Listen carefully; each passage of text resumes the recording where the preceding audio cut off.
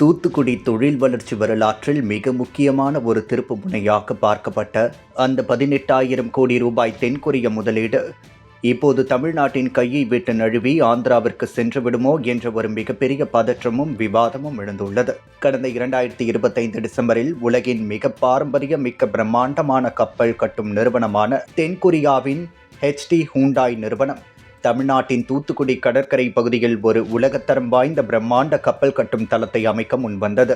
இதற்காக தமிழக அரசுடன் அதிகாரப்பூர்வமாக 18,000 கோடி ரூபாய் மதிப்பிலான ஒரு பிரம்மாண்ட புரிந்துணர்வு ஒப்பந்தமும் கையெழுத்தானது. தூத்துக்குடிக்கு இந்த திட்டம் வந்தால் பல்லாயிரக்கணக்கான இளைஞர்களுக்கு வேலைவாய்ப்பு கிடைக்கும், தென் தமிழகத்தின் பொருளாதாரமே மாறும் என அனைவரும் எதிர்பார்த்திருந்தனர். ஆனால் அப்போதும் நிலம் கையகப்படுத்துதல் என மற்ற வேளைகளில் திமுக ஆட்சி மந்தமாக செயல்பட்டது. அந்த வேளையில்தான் தமிழ்நாட்டில் ஒரு பெரிய அரசியல் மற்றும் ஆட்சி மாற்றம் அரங்கேறியது. உடனே தென்கொரியா சென்றார் கீர்த்தனா. இந்த டீலை முடிப்பதற்கு பேச்சுவார்த்தைகள் நடத்தப்பட்டன.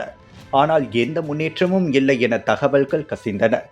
இந்த நிலையில்தான் இந்த ஆட்சி மாற்றத்தையும் அதனால் ஏற்படும் நிர்வாக தொய்வையும் மிகச்சரியாக பயன்படுத்திக் கொள்ள நினைத்த அண்டை மாநிலமான ஆந்திர பிரதேசம் அம்மாநில தகவல் தொழில்நுட்ப மற்றும் மனிதவள மேம்பாட்டுத்துறை அமைச்சர் நாரா லோகேஷ் உடனடியாக காய் நகர்த்த துவங்கினார்.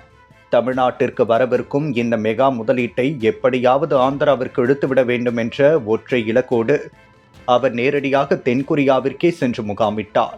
ஹூண்டாய் நிறுவனத்தின் உயரதிகாரிகளை நேரில் சந்தித்து, நீங்கள் தமிழ்நாட்டில் முதலீடு செய்வதை விட ஆந்திராவிற்கு வாருங்கள், உங்களுக்கு தேவையான நிலம், தடையில்லா மின்சாரம், அதிவேக ஒற்றை சாளர அனுமதி என அனைத்தையும் நாங்கள் தாராளமாக உடனே செய்து தருகிறோம் என மிக கவர்ச்சிகரமான சலுகைகளை அள்ளி வீசி தூண்டில் போட்டுள்ளார்.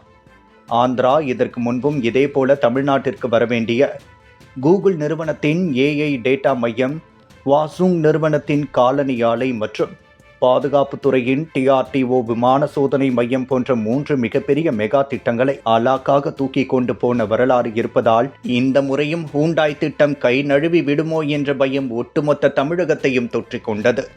தமிழகத்தில் புதிதாக பொறுப்பேற்றுள்ள தாவேக அரசு வெறும் விளம்பரங்களையும் சமூக ஊடக ரீல்ஸ்களையும் நம்பி காலத்தை கடத்தாமல் உடனடியாக செயல்பட வேண்டும். மேலும் 10 முக்கியமான IAS அதிகாரிகள் மற்றும் உயரதிகாரிகள் திடீரென பதவி விலகி இருப்பது முதலீட்டாளர்களின் நம்பிக்கையை தகர்த்துள்ளது. ஹூண்டாய் நிறுவனம் தமிழ்நாட்டை விட்டு அதிகாரப்பூர்வமாக இன்னும் வெளியேறவில்லை. ஒப்பந்தம் இன்னும் உயிரோடுதான் உள்ளது.